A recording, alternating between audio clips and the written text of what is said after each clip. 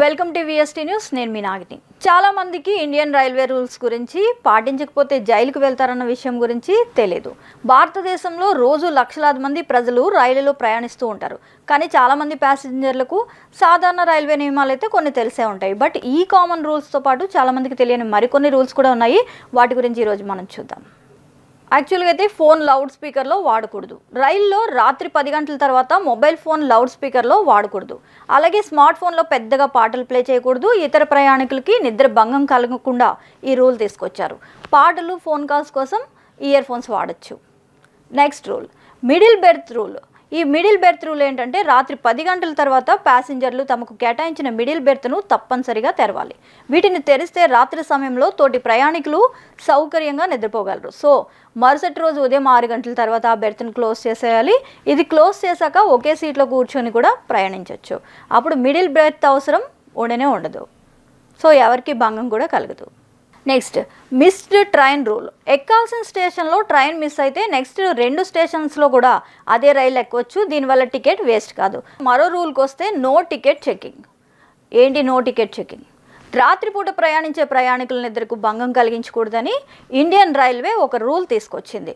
ఆ రూల్ ప్రకారం ticket examiners టీటీఈలు రాత్రి 10 గంటల తర్వాత నుంచి ఉదయం 6 గంటల మధ్య టికెట్లను చెక్ చేయలేరు. అలాగని టికెట్ లేకుండా ప్రయాణించకూడదు. రైలు ఎక్కే ముందు టికెట్ కొనుగోలు చేయడం తప్పనిసరి. రాత్రి డిమ్ లైట్లు తప్ప అన్ని లైట్లు ఆఫ్ చేసేయాలి. గుంపులుగా ప్రయాణించే ప్రయాణికులు రాత్రి 10 గంటల తర్వాత అస్సలు ముచ్చట్లు పెట్టుకోకూడదు. ఇకపోతే next rule chain pulling rule. బలమైన కారణం లేకుండా చైన్ లాగి రైలును ఆపడం చాలా నేరం. అది అందరికీ తెలిసిందే. రైల్లోని అలారం చైన్ సిస్టమ్ను అత్యవసర పరిస్థితుల కోసం మాత్రమే ఉపయోగించాలి.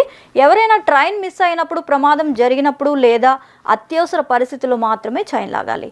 మరిన్ని రూల్స్ రైల్ కంపార్ట్మెంట్లలో పొగ తాగడం, మద్యపానం చేయడం నేరం. ఇది అందరికీ తెలిసిన విషయమే. రైల్లో స్టవ్, గ్యాస్ సిలిండర్స్, పటాకులు, యాసిడ్ వంటి మండే స్వభావం ఉన్న వస్తువులను కూడా మనం తీసుకెళ్ళకూడదు. ఇకపోతే దుర్వాసన కలిగిన వస్తువులు, తోలు, నూనె, గ్రీజ్ వంటివి కూడా క్యారీ చేయడం నేరమేనంట. వేరొకరి పేరుతో ప్రయాణించడం చట్టవిరుద్ధం. ఇవి యాక్చువల్గా ఇంకా కొన్ని రూల్స్ ఉన్నాయి. అయినా కూడా రూల్స్ కాదని చెప్పాలి. అవి మనం పాటించాలన్నమాట స్వతహాగా. అపరిచితులకు టికెట్ని మనం చూపించకూడదు. తెలియని వ్యక్తుల నుంచి ఆహారం తీసుకోకూడదు. రాజధాని, శతాబ్ది లేదా దురంటో ఎక్స్ప్రెస్ రైళ్లలో ఫుడ్ అందించేలోగా టికెట్ కొనుగోలు చేసే ముందు ఛార్జీ చెల్లించవచ్చు. మళ్ళీ ఫుడ్ కోసం మనీ చెల్లించాల్సిన పని లేదు. క్యాటరింగ్ సిబ్బందికి టిప్ ఇవ్వకూడదు. So stay safe, stay happy journey. నిరంతర వార్తా శ్రవంతి కొరకు వీక్షిస్తూనే ఉండండి మీ మా VST news. Please like, share and subscribe.